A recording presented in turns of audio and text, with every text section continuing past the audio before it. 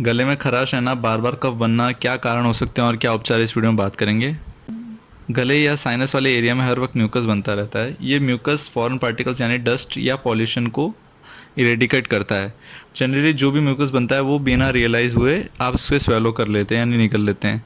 जब म्यूकस गले के पिछले हिस्से में भर जाता है, एक्सेस म्यूकस कलेक्ट हो जाता है, तो आपको वहाँ पे फील होगा कि गले में कुछ अटका हुआ सा है, आपको गले में खराश होने लग जाएगी।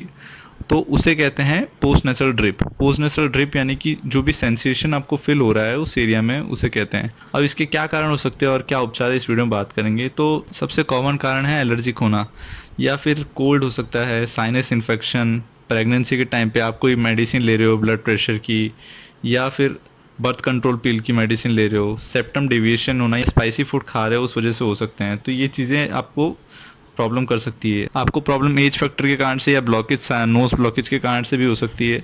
इसके अलावा आपको गैस्ट्रोएसोफेगल रिफ्लक्स डिजीज के कारण से भी ये प्रॉब्लम हो सकती है। इसमें लक्षण आपको क्या क्या महसूस होते हैं, तो गले में खराश होना, बार बार गला साफ करने की मन करना, इसके अलावा बैड स्मेल आना और आपको फ्रीक्वेंट कफ बनना। तो ये सारी चीज़ें आपको पोस्ट नेजल ड्रिप में दिख सकती है।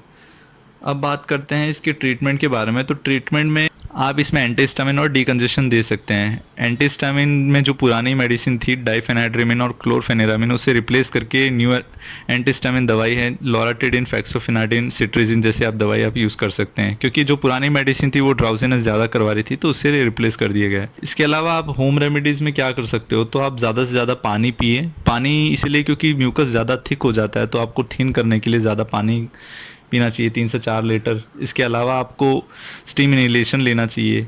कब आपको डॉक्टर से कंसल्ट करनी चाहिए, तो अगर ब्रीदिंग डिफ़िकल्टी हो रही है, आपको सांस लेने में दिक्कत हो रही है, इसके अलावा अगर आपको बैड स्मेल आ रही है, तो आपको उस समय डॉक्टर को कंसल्ट करनी चाहिए बिना देरी किए। तो यही चीज़ें आपको ध्यान में रखनी चाहिए।